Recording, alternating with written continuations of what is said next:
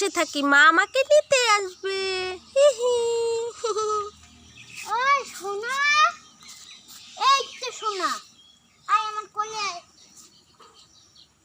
কি জ্বালায় পড়লাম, ওকে নিতে পারবো না। এখানে বস।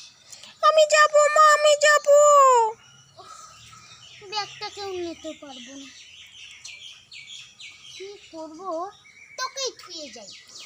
আমি যাব। কান্না করিস না, কান্না করিস না, ব্যাগটা কিনে যাই।